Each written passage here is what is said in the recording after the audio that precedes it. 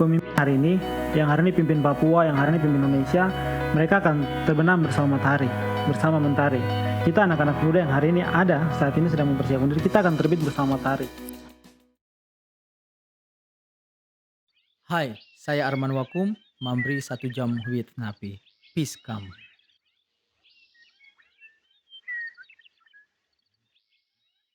Halo kakak-kakak, adik-adik, kalau di Papua bilang kaks-kaks, diks-diks, di Papua maupun di mana saya berada. Saat ini saya Arman Wakum memberi podcast 1 jam with Napi. Sebelum kita mulai dengan podcast pertama ini, saya ingin menjelaskan sedikit tentang alasan pemilihan nama judul podcast saya pada saat ini, yaitu 1 jam with Napi. Mengapa saya sengaja memakai nama Napi 1 jam with Napi? Karena saya lihat dalam waktu 15-20 tahun terakhir ini, kata Napi ini mengalami pergeseran makna. Jadi di Papua biasanya itu akhir-akhir ini orang bilang Napi dan Insos. Padahal sebenarnya bukan Napi dan Insos, tapi Kabor dan Insos. Itu yang benar. Contohnya kalau di Jakarta ada Abang dan None. Lalu kalau di Papua misalnya ada Akut dan Bakit untuk Sorong, lalu Namek dan Namuk, Merauke. Kalau teman-teman di pegunungan Nayak dan Nerok. Ulagai dan Kuligai untuk teman-teman dari Lani. Lalu apa lagi ya? Oh, Serui. Kalau Serui Dai dan Ai, laki-laki dan perempuan. Jadi saya sengaja memakai istilah Napi ini untuk dengan tanda kutip mengembalikan fungsinya kepada yang semula. Tapi ada alasan yang lebih dalam daripada sekedar mengembalikan makna kata itu. Yaitu adalah contohnya yang tadi saya bilang Napi. Banyak orang kalau tidak tahu bahwa Napi itu adalah sepupu, mereka akan pikir bahwa Napi adalah narapidana. Jadi dari nama saja sudah mengindikasikan bahwa banyak mispersepsi. Kalau kita tidak mau belajar, kita tidak mau mencari tahu lebih dalam dan sebagainya. Saya ibaratkan kata Napi ini dengan banyaknya ketidaktahuan dan salah persepsi antara negara dan Papua. Antara pusat dan Papua, antara orang asli Papua dan non asli Papua, antara Jakarta dan Papua. Sama juga orang Papua juga sama dengan suku-suku bangsa lain di Indonesia. Segala sesuatu itu harus dibicarakan. Dibicarakan, ada istilahnya, kita bicarakan di Honai, kita selesaikan di Honai. Segala hal kita harus bicarakan, harus tanya dulu, negosiasikan, lalu segalanya harus dibicarakan, tidak bisa langsung. Jadi dalam mengambil kebijakan pun, sebaiknya kita meminta pendapat, lalu meminta masukan dari berbagai pihak. Saat ini saya sudah mengundang seorang pemuda Papua, seorang tokoh muda Papua bisa dikatakan, berprestasi juga dalam bidang pendidikan, lalu di organisasi juga sangat aktif. Bahkan pernah, dengar-dengar ini yang saya baca, pernah sampai di luar negeri, mewakili mahasiswa Indonesia juga di kegiatan-kegiatan PBB. Sekarang telah hadir di tengah-tengah kita. Saya panggil kakak saja, kakak Steve Mara. Dai. Dai. Karena Dai itu dalam ya sukunya kakak Steve itu panggilan untuk laki-laki Serui. Ya. Dai. Jadi Dai Steve ya, kakak Steve. Ya, jadi hari ini obrolan antara Napi dan Dai. Oh ya, kakak Steve mungkin bisa buka masker dulu. Selamat datang kakak Steve. Apa kabar? Puji Tuhan, alhamdulillah baik. Jangan baik. Kita langsung ada. Saya sengaja undang kakak Steve karena memang topik yang kita bicarakan pada hari ini itu saya yakin kakak Steve juga ikuti dengan baik pembicaraan di kita orang Papua dalam 2 bulan terakhir ini. Judul kita, mungkin kakak Steve kakak Steve sudah tahu, tapi saya sebutkan di sini, judul kita pada saat ini adalah Ketok Palu Undang-Undang Nomor 2 Tahun 2021. Kitong su yakin kah? Jadi, tong orang Papua su yakin kah dengan barang yang pusat sudah ketok palu dan akan berlangsung sampai 2041. Sebelum kita masuk kepada pembahasan itu, Kakak Steve perkenalkan diri dulu supaya yang teman-teman yang nonton bisa lebih kenal. Mungkin sudah kenal tapi lebih kenal lagi. Silakan. Ya, jadi kita biasa mulai dengan Maikai. Oh, Dari Maikai. Serui. Oke, Maikai. Oke. Saya Steve Rical Sonwara. Saya sarjana hukum dan magister pertahanan. Saya lulusan dari Universitas Pertahanan. Jadi saya walaupun orang Serui, tapi lahir dan besar di Wamena. Oh, luar biasa ya. Jadi teman-teman biasa panggil saya itu Dai Gunung. Dari gunung. Dai dari gunung. Siap. Dari gunung. Ya. Jadi memang saya dari masa kecil saya sering tumbuh dan besar bersama angin kurima. Kalau di Wamena tuh biasa bilang angin kurima. Angin kurima. Itu angin yang sangat kencang di Wamena dan itu sangat dingin. Ya, Di orang dari berbagai daerah kalau ke Wamena pasti akan rasa dingin karena angin kurima itu. Angin Dan kurima, juga Kali Balim. Nah, SD dan SMP saya di Wamena. Baik. Kemudian SMA saya di Jayapura, S1 saya di Jayapura. Nah, saya mulai aktif kegiatan berorganisasi dari S1. Saya bergabung dalam beberapa organisasi seperti Gerakan Mahasiswa Papua Indonesia. Kemudian pada saat semester 6 saya terpilih menjadi ketua BEM di salah satu kampus swasta di Jayapura. Jadi mantan pimpinan mahasiswa. Nah, karena mantan pimpinan mahasiswa, saya banyak berkomunikasi, membuka jaringan baik dengan TNI Polri, kemudian dengan pemerintahan dan organisasi lain. Akhirnya pada saat saya lulus dari S1, saya direkomendasikan untuk kuliah S2 ke Universitas Pertahanan di Bogor. Nah, saya tes pertama gagal. Walaupun direkomendasi sama Pangdam, tapi saya gagal.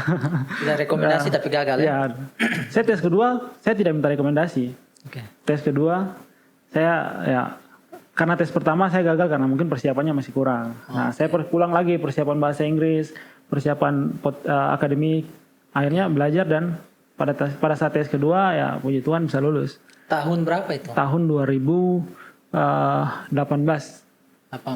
Oke. Ya, 2018. Masuk di S2 Pertahanan di Damai dan Resolusi Konflik. Oke, Nah itu jurusannya. ya kenapa saya pilih damai dan resolusi konflik, karena kita tahu saat ini situasi Indonesia, khususnya Indonesia bagian timur banyak sekali konflik dan kita harus mencari resolusi bagaimana agar kita bisa menyelesaikan konflik secara komprehensif. Dan saat ini pemerintah pusat maupun pemerintah daerah ya yang dibicarakan itu bagaimana cara menyelesaikan konflik Papua, bagaimana cara menyelesaikan konflik di Indonesia, baik konflik horizontal antara pemerintah dan pemerintah, masyarakat, tapi juga konflik vertikal antara pemerintah dan masyarakat. Ini yang memang masih Artinya cocok sekali dengan jurusan yang diambil ya, itu ya. jadi karena lihat situasi dan dinamika saat ini, oke. akhirnya ya saya pilih untuk damai dan resolusi konflik menjadi salah satu fokus belajar saya. Nah, pada saat belajar di Universitas Pertahanan, saya banyak mengikuti kegiatan-kegiatan seperti Organisasi. ya kegiatan-kegiatan organisasi juga. Saya terlibat dalam BEM juga di Unhan. Oh, oke. Kemudian saya mengikuti kegiatan seperti kegiatan yang dilaksanakan lomba menulis Dewan Guru Besar Universitas Gadjah Mada, dan puji Tuhan mendapatkan juara 1 lomba menulis dalam bidang politik. Saya tulis terkait dengan etnonasionalisme dan nasionalisme di Indonesia. Oke. Kemudian ya ikut beberapa kegiatan seperti MUN ke Tangerang, kemudian ke Malaysia, ke Uzbekistan, dan ya yang tadi disampaikan dari awal itu simulasi sidang PBB. Bagaimana kita bisa karena selama S1 saya belajar sidang mahasiswa pleno 1, pleno 2, pleno 3, kemudian memilih siapa menjadi ketua BEM misalnya. Nah, itu beda ketika kita melaksanakan sidang dalam hal simulasi, dalam hal sidang PBB, ketika kita harus menyampaikan pendapat di muka umum dan menggunakan bahasa Inggris. Kemudian bagaimana kita bisa memberikan ide kita untuk menyelesaikan atau memberikan resolusi yang baik untuk menyelesaikan sebuah konflik di negara. Oke, baik. Yang ke Uzbekistan itu, Yes. itu pemilihannya itu Kakak Steve sendiri yang berangkat atau ada beberapa mahasiswa Indonesia juga yang ikut atau memang Kakak Steve sendiri? Jadi pada saat saya ikut kegiatan di Malaysia, saya ketemu dengan beberapa teman-teman dari Uzbekistan. Oh. Nah, kemudian saya propose sama mereka agar bagaimana coba bisa ikut kegiatan di negara kita, karena ini salah satu kegiatan yang bergengsi di sana.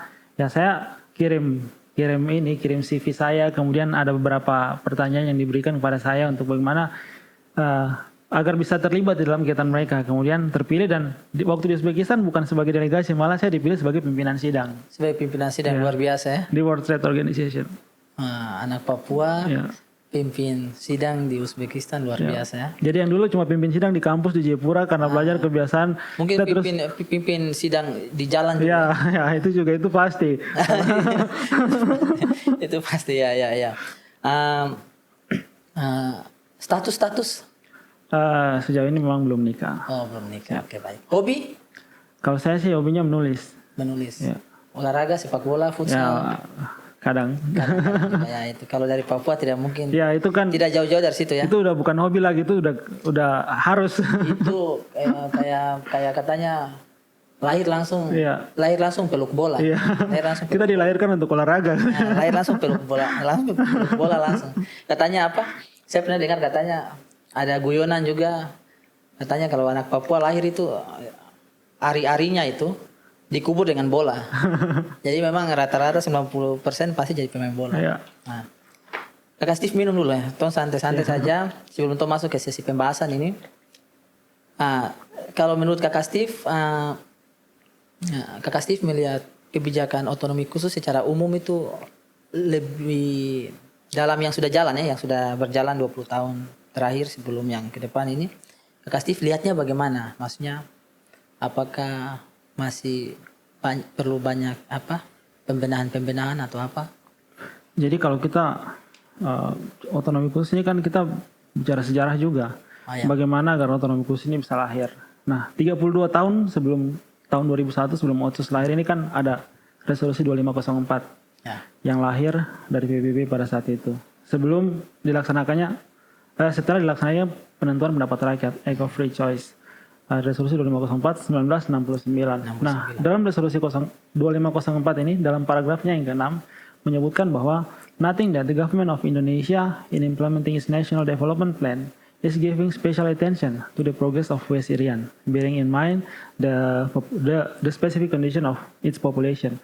Artinya bahwa pemerintah Indonesia dalam melakukan rencana pembangunan di Indonesia perlu memperhatikan kondisi spesifik dari masyarakat di Indonesia Timur, yaitu Papua.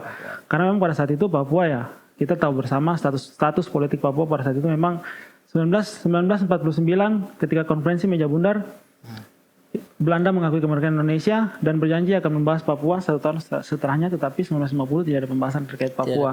Akhirnya kan panjang 20 September 1960 malah Ratu Belanda menyampaikan terkait dengan persiapan untuk kemerdekaan Papua. Ya. Akhirnya karena hal itu ya Bung Karno berang dan melakukan beberapa tindakan yang kemudian Trikora juga. Ya Tri Komando Rakyat pada tanggal 19 Desember.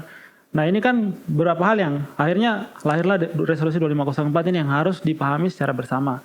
Bahwa Otsus ini tidak lahir begitu saja. Ada alasan perjanjian masa lalu yang memang harus dilakukan oleh pemerintah Indonesia.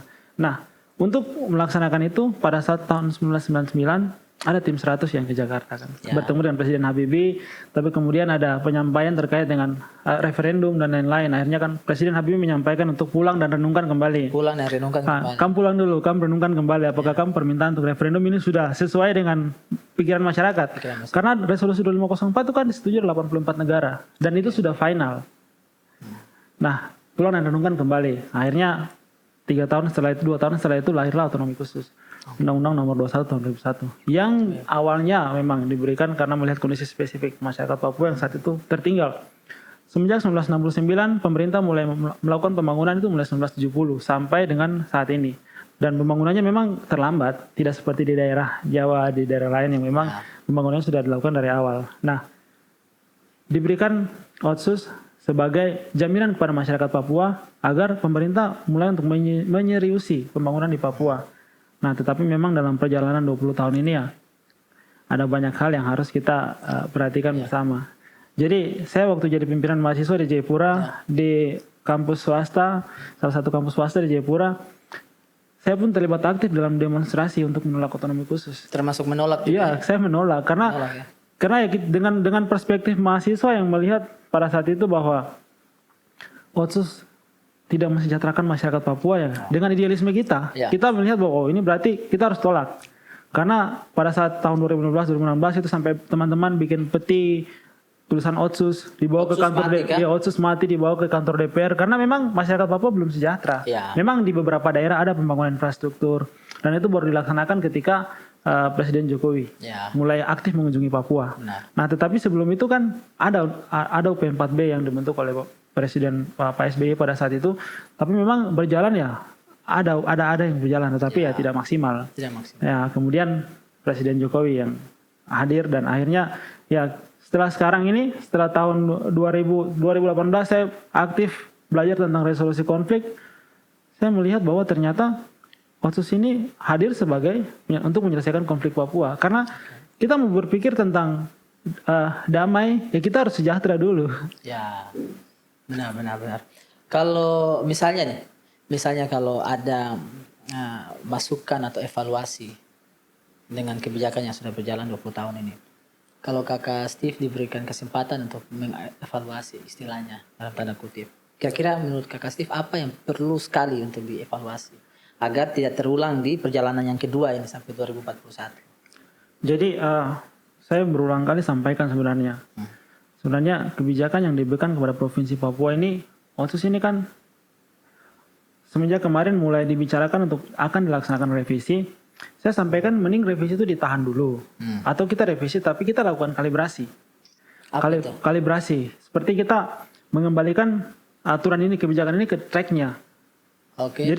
Jadi dia benar-benar sudah dalam tracknya lagi, baru kita laksanakan lagi. Karena kalau kita evaluasi saja, kemudian kita revisi, masukkan pasal-pasal, sampai saat ini kan terbukti bahwa sebagian atau beberapa kelompok masyarakat menyampaikan tolak. Penolakan. Karena belum ada dalam tracknya. Nah, kalibrasi berarti kita tarik kembali ke titik nol, ke titik kompasnya itu kembali ke titik nol. Terus kita lihat lagi apakah Otsus ini ditujukan untuk pembangunan Papua dalam hal apa. Jadi ditujukan sesuai dengan tracknya. Nah itu memang, tapi karena sudah direvisi, sudah diketok palu. Sudah ketok Nah palu. sekarang kita yakin ke tidak ini. Ya, benar. Jadi kalau saya diberikan kesempatan ya kita Kembalikan dulu kembalikan, kita kalibrasi. kalibrasi. Ya. Tapi kalau memang sudah harus dilaksanakan ya kita ya dengan harapan harus dilaksanakan sesuai dengan apa yang dibutuhkan oleh masyarakat. Benar. Biasanya kan ada tadi kakak Steve bilang ada kelompok masyarakat, individu, lalu NGO yang banyak menyuarakan soal penolakan. Banyak penolakan di mana-mana. Ada pro dan kontra lah. Menurut salah satunya itu yang banyak disoroti adalah mengenai pelaksanaan, kebanyakan pelaksanaan di daerah. Maksudnya eksekutor yang di daerah itu. Menurut kakak Steve bagaimana? Maksudnya karena uang ini kan dia di pikiran orang Papua itu kan kalau Otsus kan pasti soal uang saja. Padahal sebenarnya ada bidang-bidang lain juga, bukan hanya soal uang, tapi uang menjadi instrumen utama. Kira-kira apa yang harus dilakukan oleh ya istilahnya kepala kampung atau apa, karena kebanyakan kan dana itu kan dia turun sampai di bawah tuh. Kadang-kadang tidak sampai atau ada yang menyalahgunakan dan sebagainya. Kakak Steve melihatnya bagaimana? Kejadian-kejadian begini ada atau bagaimana menurut Kakak Steve? Jadi semenjak tahun 2002, menurut data yang saya baca ya, tahun 2002 sampai dengan tahun 2001 kemarin, dana yang diberikan kepada Papua itu sudah sekitar 138 triliun. Dan itu merupakan jumlah yang sangat besar. Ya. Nah, pertanyaannya adalah kenapa sampai dengan dana yang begitu besar kenapa orang Papua tidak sejahtera? Kenapa yang ada di kampung-kampung masih tidur beralaskan tanah? Ya. Kenapa masih terjadi konflik? Padahal dalam Otsus juga mengamanatkan untuk penyelesaian konflik secara komprehensif. Nah, kemudian banyak persoalan yang terjadi. Kenapa mahasiswa masih menolak Otsus? Padahal dana yang diberikan 138 triliun. Itu kalau digunakan untuk masyarakat Papua yang jumlahnya tidak lebih banyak daripada Kabupaten Bogor. Luar biasa. Jadi kayak sesuatu yang yang harusnya sejahtera, tetapi kenapa tidak terjadi begitu dengan dana yang gitu besar? Kayak anomali ya. Ya. Misalnya dana 138 triliun ini bisa dikasih untuk misalnya pembangunan Bogor. Saya pikir Bogor udah jadi New York mungkin. Iya, karena saya pernah baca juga kan tahun lalu gubernur atau siapa mengumumkan jumlah orang asli Papua kan sekitar 3,2 ya. 3,3 juta. Saya cek ini data kependudukan di Jakarta Timur ini hampir sama, jumlahnya hampir sama. Jadi Jakarta Timur jumlah penduduk sama dengan di Papua saya 3, iya. Jakarta Timur dengan Papua yang luas wilayahnya begitu. Ya. Nah, bahkan Papua 4 kali luas, bukan wilayah Jakarta, 4 kali luas Pulau Jawa. Tapi luar biasa belum ya aslinya. Ya ini menjadi tantangan kita bersama bagaimana kita bisa melihat Otsus ini sebagai aturan atau sebagai kebijakan yang menyelesaikan konflik, kemudian menjawab tantangan di masyarakat, bagaimana agar masyarakat bisa sejahtera. 20 tahun ini kan ada di salah satu pasal, saya lupa, mungkin Kakak Steve lebih tahu, mengamanatkan soal apa? Pembentukan badan Iya. kebenaran dan Ada pasal 44 itu. pasal 44. 20 tahun ini kan diamanatkan untuk dilakukan ya, Iya. undang-undang, tapi kan tidak. Nah, kira-kira di edisi yang kedua ini, kira-kira menurut Kakak Steve ada kemungkinan bisa terwujud tidak itu soal itu? Ini satu hal yang menarik. Ya. Sebenarnya pemerintah itu yang saya lihat ya, pemerintah antara ingin membentuk badan ini atau tidak. Karena kan sudah diamanatkan dalam Undang-Undang Otsus untuk pembentukan Komisi Kebenaran dan Rekonsiliasi Itu dia. untuk melakukan klarifikasi terhadap sejarah, Ya. untuk membentuk pengadilan HAM, untuk menyelesaikan pelanggaran-pelanggaran yang pernah terjadi. Karena memang kita tahu bahwa semenjak 1970 sampai saat ini memang ada pendekatan militer yang dilakukan, dan itu datanya lengkap. Itu bukan saya yang bilang ya, itu datanya lengkap, dan laporannya di berbagai buku yang datang dari luar negeri pun ada data-datanya itu. Saya dapat salah satu buku yang itu dia menuliskan tentang berbagai pelanggaran HAM yang terjadi di Papua. Dalam 30 tahun terakhir sebelum Otsus itu. Iya, sebelum Otsus. Nah, maksudnya gini, pendekatan yang dilakukan itu kan karena ada kelompok-kelompok separatis. Nah, tetapi kemudian karena ada collateral damage, artinya dampak ikutan. Kejar orang, tapi salah tembak, salah tangkap, ini yang kemudian masuk dalam daftar pelanggaran HAM, yang memang harus diselesaikan secara komprehensif. Tetapi ya kalau kita membentukkan badan Komisi Kebenaran dan Rekonsiliasi, harusnya dilakukan untuk rekonsiliasi. Kita lakukan rekonsiliasi secara nasional agar ya ini bisa diselesaikan. Karena kalau kita melihat secara hukum kan kita baru ratifikasi Undang-Undang pelanggaran HAM kan 1999, dan memang aturan ini bisa berlaku surut. Tetapi kita tidak bisa menemukan kayak saksi-saksinya dan lain-lain, itu kan susah. Sebagian sudah mati mungkin. Ya, sebagian sudah tidak ada. Mungkin yang bisa diselesaikan kan yang 90-an ke sini, tapi yang sebelumnya kan sudah susah. Nah, ini kan sudah masuk di dalam daftar juga. Seperti kasus Biak, Wasior, Wamena Berdarah, kemudian ada kasus Uncen. Ini kan yang kemarin Panyai juga kan 2014. Ya, Panyai itu juga saya waktu itu masih mahasiswa dan kita lakukan demonstrasi besar-besaran karena kasus itu. Kita bahkan turun sampai minta kepolisian untuk segera bertanggung jawab, tetapi ya memang sampai sekarang belum diselesaikan secara komprehensif. Nah, ini yang memang harus menjadi perhatian pemerintah. Kalau bisa kita bentuk Komisi Kebenaran dan Rekonsiliasi. Kalau memang kita bisa selesaikan dalam cara rekonsiliasi, kenapa tidak? Karena ya seperti cara rekonsiliasi mungkin pemerintah hadir dan meminta maaf secara langsung kepada masyarakat Papua bahwa memang selama ini memang ada tindakan yang dilakukan. Dan saya yakin kalau pemerintah mau menyuarakan atau menyampaikan permintaan maaf, ya masyarakat pun juga bisa menerima. Yang penting hadir dan menyuarakan permintaan maaf. Dan kita mengaku salah. Ya gitu, kita malah lebih berbesar hati untuk melakukan itu, kita malah lebih baik. Kita malah menjaga kedaulatan negara kita ke depan. Benar, jadi negara tidak perlu malu, tidak perlu merasa harga dirinya turun juga untuk meminta maaf ya. Demi kebaikan bersama. Ya. Menarik sekali, Pak Steve. Di sini saya ada catat juga mengenai kesempatan kepada anak muda. Jadi kita lihat ini kan Kakak Steve kan maksudnya mantap sekali, gagah sekali.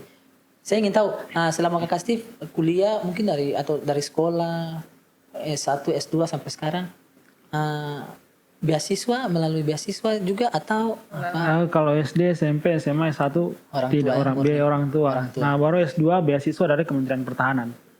S2 beasiswa Kementerian Pertahanan. Yeah. Makanya juga ke Universitas Pertahanan. Iya. Siap. Menurut Kakak Steve, apa yang perlu dilakukan oleh anak muda Papua, orang muda Papua di masa 20 tahun berjalan ini? Otsus yang lagi berjalan ini. Maksudnya apa yang perlu dilakukan oleh anak muda untuk menyikapi ini? Karena ini barang sudah terjadi, sudah jalan.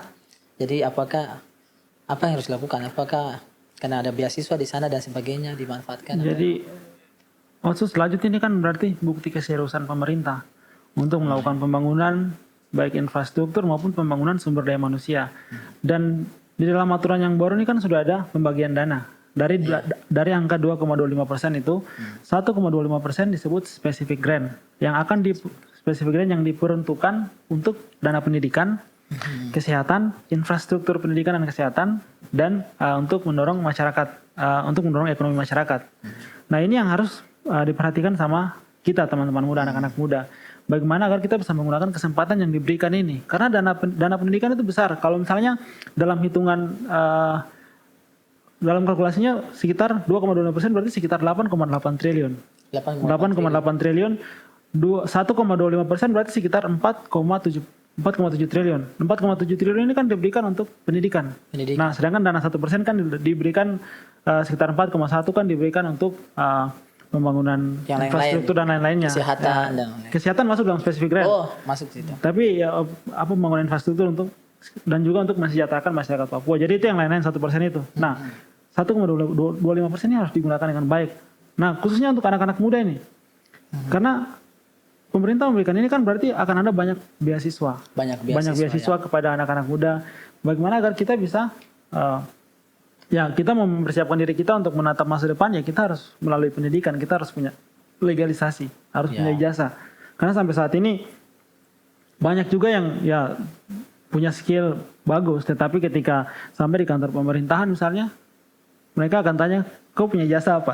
Ya, jadi itu yang harus kita persiapkan melalui beasiswa yang diberikan oleh pemerintah. Kita manfaatkan sebaik mungkin, karena kalau kita tidak manfaatkan, nanti orang lain yang manfaatkan. Baru kita bilang, itu kita barang yuk, karena kau tidak mau, karena kau tidak mau ambil itu. Ya, benar. Punya barang tapi tidak manfaatkan, orang lain yang datang. Saya juga ingin tanyakan soal ini Kak Steve. Ada di dalam perubahan revisi Otsus sampai 2041 ini soal dialog ini. Dialog ini kan diminta bukan hanya oleh salah satu pihak, tapi banyak sekali ya. Ada suara-suara untuk kenapa pemerintah tidak membuka ruang untuk dialog nasional atau apapun bentuknya. NGO, lalu tokoh agama, terus ada pernah beberapa saat yang lalu Jaringan Damai Papua ya. Almarhum Bapak Pastor Neles Tebay ya, Neles Tebay, lalu penulis ilmuwan dari LIPI, siapa? Pak Muridan yang mereka tim penulis buku Papua Roadmap ya. Kakak Steve lihat itu skema dialog yang selama ini diminta itu kenapa belum terwujud sampai saat ini? Apakah ada beda persepsi soal dialog? Karena begini, saya lihat juga ada yang minta dialog tapi harus dengan mediasi internasional. Ada juga yang minta dialog tapi ya antara Papua dan Jakarta saja. Dialog apa, Kakak Steve lebih paham lah. Mengapa ini tidak terlaksana sampai akhir ini dan sekarang kita sudah masuk ke babak kedua lagi dari Otsus. Iya. Jadi saya juga tulis buku nih. Tulis buku? Saya buku tinggal launching aja. Judulnya? Kita Semua Mau Hidup Damai. Kita Semua Mau Hidup Damai. Kapan rencana launching? Kalau mungkin akhir bulan ini atau bulan depan. Amin. Ya. Jadi di dalam buku ini saya juga tulis tentang dialog. Dialog dalam perspektif. Jadi yang selama ini kita lihat kan orang hanya bicara dialog Jakarta. Orang hanya bicara dialog Jakarta Papua. Dalam kurun dialog politik. Nah, tetapi saya meneliti di dalam 3 tempat. Yang pertama di versi pemerintah, dialog versi pemerintah. Kemudian dialog versi akademisi atau peneliti. Kemudian dialog versi dari teman-teman pro referendum. Teman-teman yang tergabung dalam kelompok kiri. Nah, saya menemukan bahwa ada dalam perspektif. Pemerintah menyampaikan bahwa dialog yang dilakukan adalah dialog pembangunan. Dialog pembangunan sampai saat ini sudah dilakukan oleh Presiden, penyampaian dari pemerintah bahwa dialog itu dilakukan. Presiden turun ke masyarakat sampai 13 kali, itu merupakan bagian dari dialog pembangunan. Pemerintah bertemu langsung dengan masyarakat, menanyakan apa yang dibutuhkan oleh masyarakat, itu merupakan bagian dari dialog. Dialog pembangunan. Dialog pembangunan. Nah, kedua, LIPI atau lembaga peneliti yang selama ini menghabiskan banyak waktu, tenaga untuk melakukan penelitian di Papua. LIPI lebih kepada dialog damai. Bagaimana agar menciptakan dialog damai di Papua, menciptakan damai di Papua.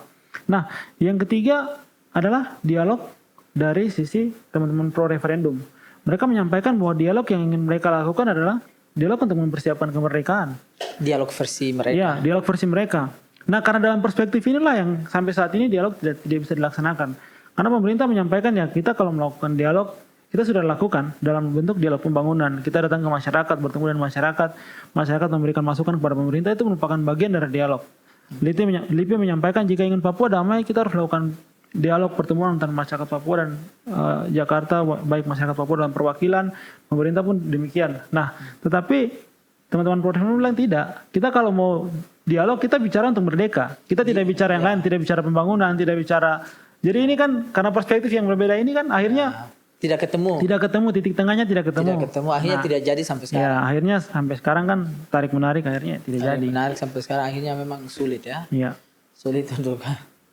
Padahal sama kayak acara kita hari ini ya, sama acara. Jadi kalau kita yang awam yang berpikir dialog itu berarti ya harus bertemu, harus saling bertukar pikiran, lalu negosiasi termasuk di dalamnya, lalu apapun namanya, yang pasti harus banyak bertemu, banyak berbicara biar ada banyak hal yang tidak seragam, tidak sepaham itu bisa mendekati lah. Kayak tadi itu ternyata ada 3 versi dialog. 3 perspektif itu kan baru dari 3, maksudnya dari pemerintah, dari lembaga peneliti, dari organ. Belum lagi kita masuk ke misalnya lembaga yang seperti anak-anak mahasiswa punya pendapat kan di mahasiswa juga ada yang kontra dan ada yang pro. Nah, di peneliti juga begitu, ada yang kontra dan pro. Di pemerintah juga ya kita bisa lihat hari ini pemerintah kondisinya bagaimana. Apa yang disampaikan pemerintah pusat A sampai di pemerintah provinsi B. Bukan B, kadang sampai C. Ya. C, D. Ya. Ini kan yang terjadi karena perbedaan perspektif ini akhirnya kan susah untuk penyelesaian konflik secara komprehensif. Saya ingin ini Kakak Steve soal ini. Kakak Steve punya pengalaman organisasi kan lumayan lah ya. Maksudnya sampai bisa ke luar negeri lumayan. Kira-kira Kakak Steve kalau dalam mempersiapkan diri itu kayak bagaimana? Biar mungkin siapa tahu teman-teman ada yang dengar ini dan sudah lama mengidolakan Kakak Steve juga, mungkin mereka mau tahu Kakak Steve bagaimana cara belajar atau bagaimana mempersiapkan atau menjemput kesempatan-kesempatan itu bagaimana? Jadi pertama saya bangun relasi dulu. Relasi itu paling penting. Relasi. Bagaimana kita bisa dipercaya sama orang, bagaimana kita bisa membangun itu, bangunan kepercayaan itu kan susah. Jadi bagaimana kita bisa menjaga itu. Nah, setelah saya mendapat relasi, ya saya harus kembali ke diri saya untuk bagaimana saya bisa mampu untuk mendapatkan saya punya pencapaian yang harus saya dapatkan itu. Jadi saya selalu mulai dengan baca buku. Jadi baca buku, dapat informasi baru, kemudian saya tulis. Jadi saya tulis, ketika dapat saya tulis, jadi saya bisa menerapkan itu untuk mengkonstruksikan pikiran. Jadi saya bisa, ketika saya sudah baca informasi ini, saya kaitkan dengan misalnya konflik Papua, atau misalnya kebijakan pemerintah Indonesia, atau jadi saya kaitkan misalnya dari pemerintahan yang lama kita berubah ke dynamic government, bagaimana agar pemerintah bisa berpikir seperti think across, think again, think ahead. Itu kan sesuatu yang memang harus dilakukan oleh pemerintah. Nah, ini kan kita mengkonstruksikan itu agar ya sebagai anak-anak muda kita bisa untuk mendapatkan goal kita. Jadi setelah saya sudah punya relasi, saya merasa diri saya mampu, ya saya coba. Kalau tunggu, banyak yang suka baca buku juga, atau anak-anak Papua banyak yang suka baca buku juga. Kalau Kakak Steve membaca buku itu maksudnya sudah direncanakan, sudah diatur jadwalnya, atau kapan saja, atau mut-mutan? Misalnya kalau saya baca buku itu mut-mutan. Jadi kalau saya lagi suka baca buku, bisa 2-3 hari saya baca non-stop. Maksudnya stopnya itu hanya untuk makan, tidur. Selebihnya baca terus. Tapi kalau datang lagi malas, saya bisa tidak pegang buku itu bisa 2 bulan, 3 bulan sama sekali. Kalau Kakak Steve bagaimana? Kalau saya lebih menyesuaikan dengan, jadi misalnya kayak hari ini ada satu peristiwa yang terjadi, saya mencari referensi tentang buku-buku tentang itu dari ya untuk dikaitkan gitu. Untuk dikaitkan, saya baca teorinya, kemudian saya lihat terkait dengan ini. Jadi bisa berjalan sesuai dengan dinamika begitu. Nah, tetapi memang dalam kehidupan sehari-hari memang saya lebih suka baca buku tentang kepemimpinan. Karena itu kan ya seperti dia menyiapkan mental saya untuk ya supaya saya bisa berpikir sebagai seorang pemimpin gitu. Supaya saya bisa menyiapkan mental saya sebagai seorang pemimpin. Kalau saya baca buku yang lain ya mungkin mental saya untuk jadi seorang pemimpin tidak ada. Tapi kalau saya banyak membaca buku tentang kepemimpinan nanti ya itu akan mempersiapkan diri juga. Membentuk mindset saya begitu. Kan ada beberapa orang yang menyampaikan seperti buku apa yang kita baca hari ini akan menentukan siapa kita 20 tahun ke depan.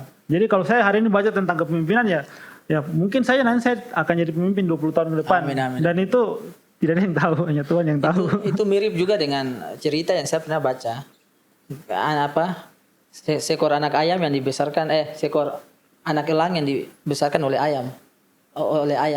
Akhirnya memang tingkah laku dari anak elang itu ya seperti ayam. Iya. Dia merasa bahwa dia juga, maksudnya dia kayak ayam. Padahal dari bentuk fisiknya sudah berbeda. Jadi memang apa yang kita baca dan mungkin lingkungan pergaulan juga membentuk kita ya. Pergaulan. Oke, baik. Saya tertarik tadi soal dana yang 2, dari 2,25 kah? 2,25%. Naik ya? 2% naik ke 2,25%. Dari 2% naik ke 2,25%. Tambah 0,25. Ya. Ada badan yang dibentuk untuk nanti mengawasi jalannya itu. Kita ingat kan sempat dibentuk badan UP4B yang tadi itu ada badan apa lagi? Ada sekitar 2 atau 3 badan yang dibentuk dalam hal itu. Nah, sekarang dibentuk badan lagi yang diketuai oleh Wapres langsung. Anggotanya saya catat di sini ada Menteri Dalam Negeri, Kepala Bappenas atau Menteri Bappenas, Menteri Keuangan dan perwakilan dari masing-masing provinsi untuk memastikan bahwa 20 tahun mendatang ini barang yang ini sampai di masyarakat.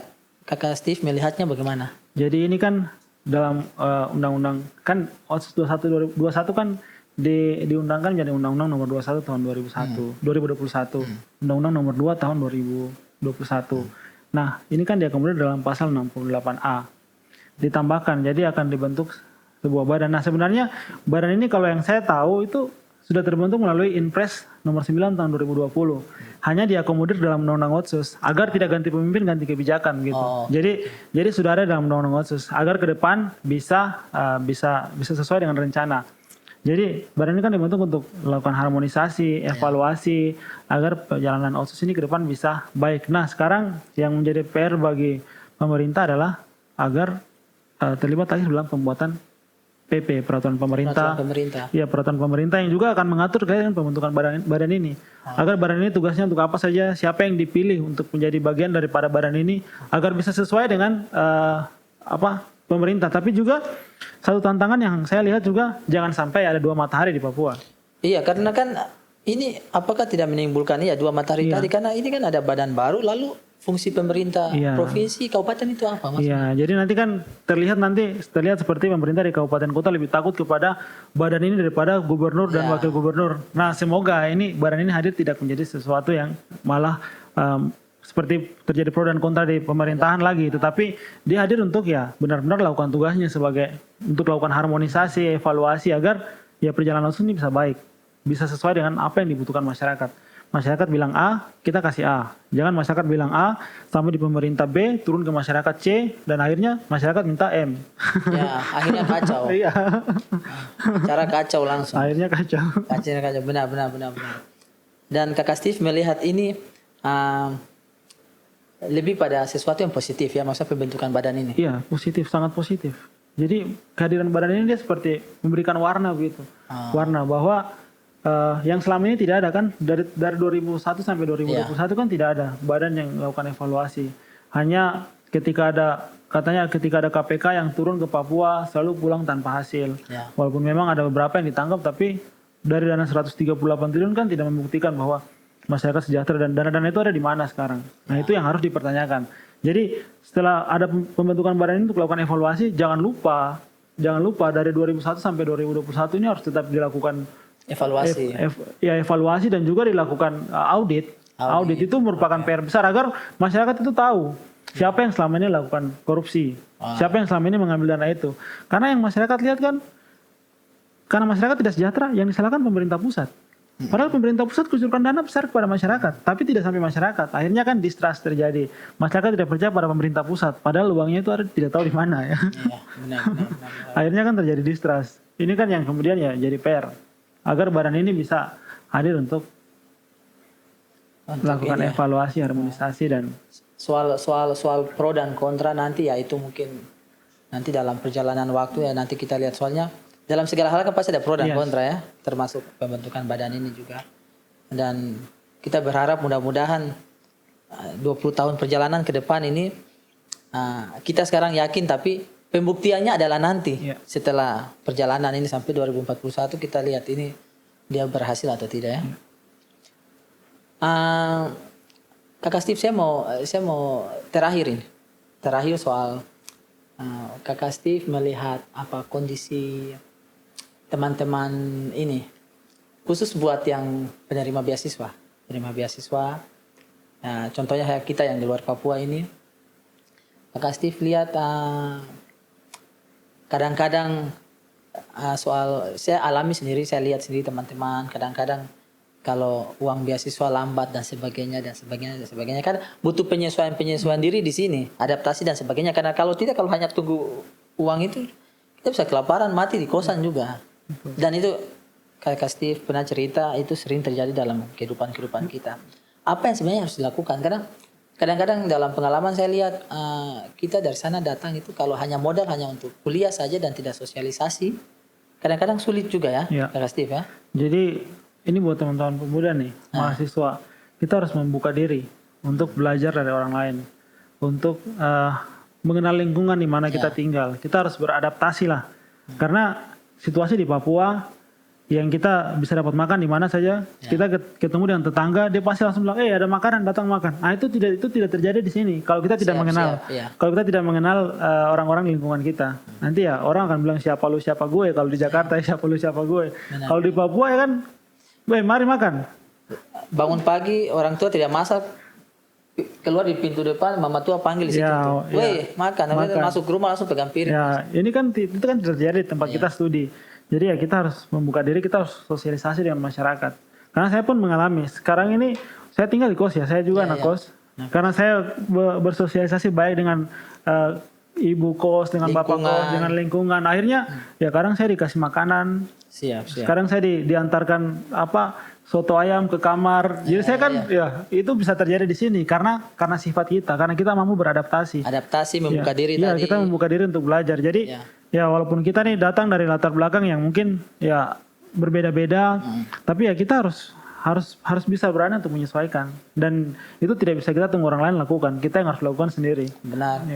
Saya pernah juga ketemu ada teman yang karena itu tidak bisa sosialisasi, akhirnya sakit sampai meninggal karena tidak mampu untuk membuka diri, sosialisasi dengan baik. Jadi ketika tunggu dana beasiswa dan sebagainya untuk menopang itu tidak muncul 1-2 bulan, tahan lapar, malu juga untuk meminta dan akhirnya sakit.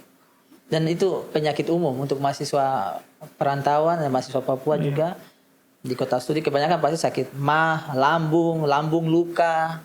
Itu kejadian. Itu jadi evaluasi juga untuk pemerintah, agar pemerintah di provinsi kan yang pengelolaan dana, agar ke depan ya jangan sampai terlambat terus. Kasihan kita ini datang untuk mempersiapkan diri untuk masa depan, bukan mempersiapkan waktu untuk meninggal kan. benar.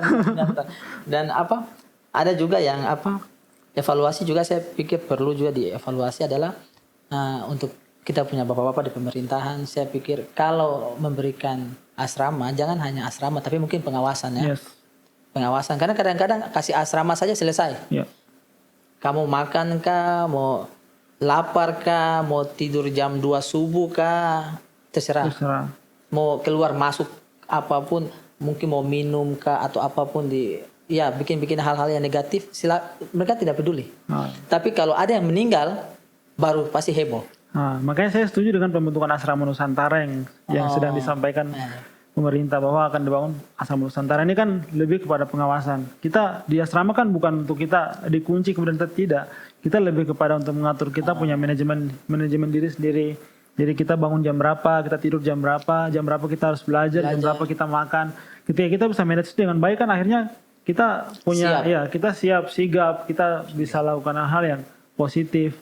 Kita merasa diatur saat ini ya, karena kalau kita bisa diatur hari ini ya kita bisa mengatur orang di masa depan. Tapi kalau kita hari ini susah diatur ya jangan salahkan kalau suatu saat nanti kau bicara seorang tidak mau dengar kau. Benar sekali. Kakak Steve menarik sekali, terima kasih. Kita masuk ke sesi ketiga ya. Ini sesi games. Sesi games. Jawab dengan cepat ya Kakak Steve. Saya minum dulu.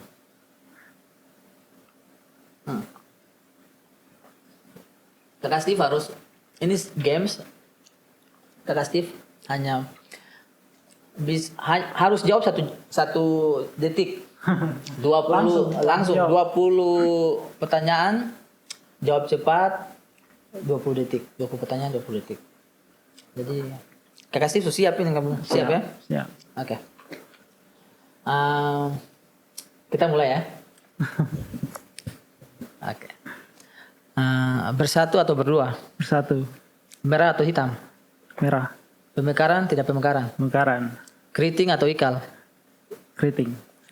Tersurat atau tersirat? Tersirat. Pendidikan atau ekonomi? Pendidikan. Bapak atau mama? Mama. Infrastruktur atau kesehatan? Kesehatan. Membaca atau menulis? Menulis. Uncen atau unipa? Uncen. Modern, tradisional? Tradisional. Sagu atau beras? Sagu. HAM atau budaya? Budaya. Pasifik atau ASEAN? ASEAN. Persipura atau Borneo? Buas. Borneo. Pandai atau bijak? Bijak. Susu atau kopi? Susu. Masa lalu, masa kini? Masa depan. Masa kini. PNS atau pengusaha? Pengusaha. Otsus atau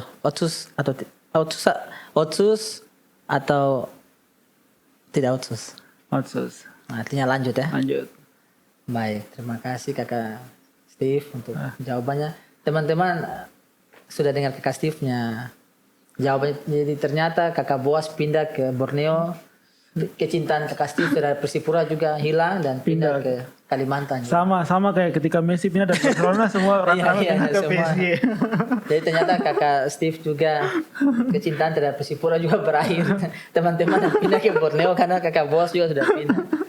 Jadi kita semua hampir semua begitu ya. Ya. Soal Boas ini ya. Ya. Kita semua akhirnya kecewa dan sekarang mendukung Borneo. Saya lihat di IG-nya Borneo luar biasa. Itu bukan orang Kalimantan lagi yang komentar. Itu orang Papua semua yang komentar di dalam itu. Saya juga lihat di IG-nya PSG hanya dalam waktu 2 hari dari 19M naik jadi 40M Luar biasa. pengikutnya. Karena faktor Karena Messi. faktor Messi pindah. Luar biasa. Terima kasih banyak Kakak Steve. Sesi terakhir, sesi penutup. Rencana. Kakak Steve ada rencana apa ke depan? Mungkin ada mau lanjut S3 kah ke luar negeri atau ada rencana tadi mau jadi pengusaha jadi jangan sampai ada mau bikin usaha lagi. Jadi saya memang sedang mempersiapkan diri untuk studi. Oke. Untuk studi lanjut. Saya sebenarnya mau belajar tentang hukum internasional dulu, tentang hukum humaniter. Karena memperdalam ilmu hukum saya S1 hukum. Dan kemudian setelah itu baru lanjut S3 lagi. Berarti S2 hukum internasional ini rencana S2 lagi? Iya, jadi S2 lagi dulu kan. Iya. Biar saya ingin memperdalam saja hukum. Kan S2 cuma setahun saja. Setelah itu baru lanjut S3 lagi dan memang rencananya sih harusnya di luar negeri. Karena saya sudah belajar di S1 sudah belajar di Papua, sudah mengetahui lingkungan Papua. S2 saya sudah di Jawa, jadi saya tidak boleh lagi S2 di Jawa lagi. Harus ada peningkatan. Harus ada peningkatan. Namanya intergenerasi ya. Jadi harus naik terus. Jadi waktu belajar sosiologi itu, saya Bapak Guru bilang gini, kalau kau punya bapak cuma SMA, kau harus S1, S2. Jadi saya sekarang mau belajar untuk S3, ini tanggung jawab besar buat saya punya anak nanti. Benar. Kalau bapak S3 berarti mungkin anak profesor. Anak harus profesor. Harus ada peningkatan. Harus ada peningkatan terus. Dan itu harus dipikirkan Mas, setiap kita anak-anak muda Papua. Bahwa kita tidak bisa hidup di dalam keterbatasan yang ada. Kalau hari ini bapak cuma petani, setidaknya saya harus ya S2 di pertanian atau saya harus. Jadi saya bisa mengembangkan, saya punya mindset lebih baik lagi, saya berpikiran lebih baik. Kalau ini bapak cuma seorang polisi misalnya dari Bintara, ya saya harus jadi perwira. Jadi harus ada naik terus, generasinya harus naik terus. Biar kita punya keluarga tuh kan regenerasinya jadi bagus. Jadi semakin membuka peluang untuk ada pemimpin-pemimpin yang lahir dari kita punya keluarga. Dan itu juga bisa terjadi di Papua ketika anak-anak muda Papua mempersiapkan diri dengan baik, kita juga bisa memimpin Indonesia suatu saat nanti. Ya amin. Itu bisa menjadi bukan hanya kebanggaan keluarga tapi kebanggaan masyarakat, kebanggaan kita orang Papua juga. Lalu ya cita-cita tadi Kakak Steve sudah bilang status tokoh inspirasi. Saya sebenarnya tokoh inspirasinya banyak sih. Banyak. Kalau begitu sebut 2 saja. Karena banyak jadi sebut 2 saja. Jadi kalau dalam konteks pemerintahan, saya suka sekali dengan Ibu Susi Pujastuti. Ibu Susi, ya, Ibu Susi Pujastuti dia punya Cara kerjanya atau gayanya atau gayanya, cara kerjanya semua mantap. Walaupun dia sudah tidak jadi menteri, tapi dia punya sumbangan, sumbangsi kepada Indonesia ini sangat besar. Dia punya semangat yang dia berikan kepada anak-anak muda, kepada nelayan-nelayan bagaimana agar bisa menjadi nelayan yang tangguh. Kemudian dia berani. Dia kalau suruh tenggelam. Itu yang harus dimiliki oleh pejabat-pejabat kita. Kita harus bisa mengambil sebuah keputusan. Kalau A, B, B. Jangan kalau kita bilang A atau B malah lari ke C. Akhirnya kan masyarakat yang salah, masyarakat yang kewalahan. Nah, yang kedua Pak Freddy Numberi, tokoh Papua. Kenapa? Ya, saya sangat mengidolakan. Pencapaian beliau adalah orang Papua yang paripurna. Beliau Angkatan Laut Jenderal Bintang 3. Gubernur. Menteri 3 kali. Duta besar. Dan beliau juga punya usaha-usaha dan itu luar biasa. Jadi saya sangat mengidolakan beliau sampai hari ini. Ini jaket yang Pak Freddy kasih. Ini jam dari Pak Freddy Numberi. Jadi ya karena semakin idola itu akhirnya saya bisa bertemu dengan orangnya dan bisa mendapatkan ilmu langsung dari beliau terkait dengan Papua, terkait dengan Indonesia dan internasional. Mantap sekali Steve, Kakak Steve ya. Paling terakhir, peran orang tua dalam kehidupan. Tunggu, Bapak Mama masih sehat? Bapak sudah almarhum. Bapak sudah almarhum. Mama masih. Makanya tadi pilih Mama tadi ya. Siap. Karena kalau saya pilih Mama terus Bapak masih ada, berarti saya pulang. Pulang apa? Mata masak ya. Siap peran Mama dalam sampai saat ini. Mama sangat berjasa sekali. Saya tuh teringat. Jadi saya waktu lulus S1 saya yang dipilih untuk berpidato di depan untuk menyampaikan kesan dan pesan. Nah sama ketika saya lulus S2 saya pun dipilih untuk berpidato di depan untuk mewakili teman-teman mahasiswa. Dan Mama ada? Dan Mama hadir di situ. Satu kebanggaan saya adalah ketika saya lihat Mama tersenyum sambil air matanya jatuh. Luar biasa. Itu sesuatu yang sangat menyentuh. Jadi saya punya pencapaian terbesar adalah saya lihat Mama tersenyum, itu saja. Dan itu peran orang tua itu sangat penting. Ketika kita melakukan segala sesuatu, mau beraktivitas atau mau tes apa gitu, sampaikan ke orang tua, minta dukungan doa dari orang tua. Terutama doa ya. Doa, kita minta doa dari orang tua. Saya Mama selalu bilang begini, saya sudah ada dalam satu kegiatan atau saat itu susah, saya telepon Mama. Ma ini susah sekali. Mama bilang, mau anak itu pintar. Kata-kata itu saya langsung, oh iya, betul. Pasti bisa. Jadi kalau gagal, karena kata-kata mau anak pintar, saya bilang, saya gagal berarti bukan karena saya tidak bisa, tapi karena itu bukan tempat saya cari yang lain. Betul sekali. Jadi teman-teman di Papua maupun di luar, kaks dan diks, pokoknya di mana saja, ini Kakak Steve ini sudah menyampaikan banyak hal. Mudah-mudahan bisa diambil yang baik dan tentunya yang kita bahas hari ini adalah saya sendiri merasa bahwa walaupun secara usia mungkin saya lebih cuma saya sengaja panggil kakak supaya kelihatan muda. Tapi apa yang disampaikan oleh Kakak Steve mudah-mudahan menjadi penyemangat buat kita semua anak-anak Papua, terutama memanfaatkan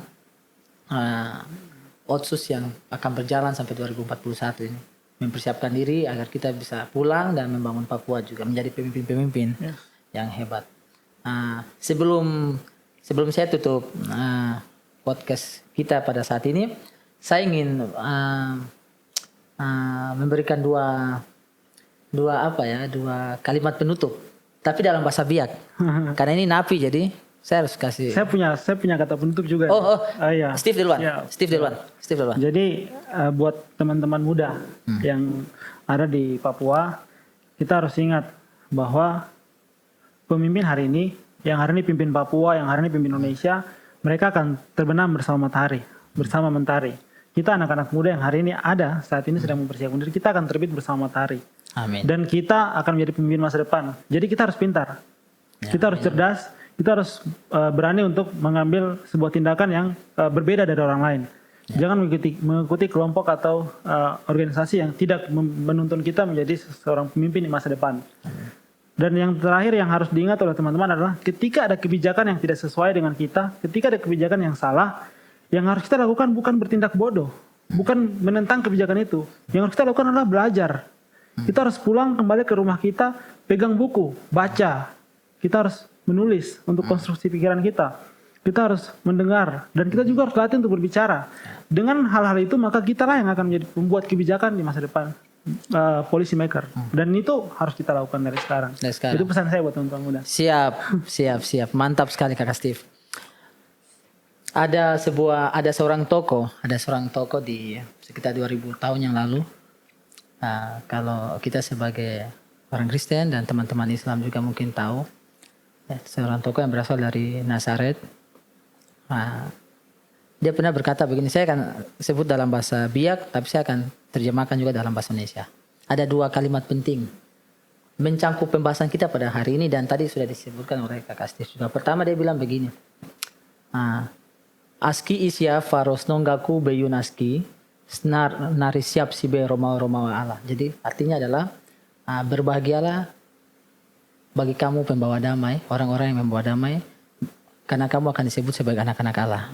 Kedua, dia bilang rofior boy ibie kokofen boy, rofior roba ibie kokofen roba, rosai bestiadi roine biek namro beba boria. Artinya kalau iya, jika iya katakan iya tadi.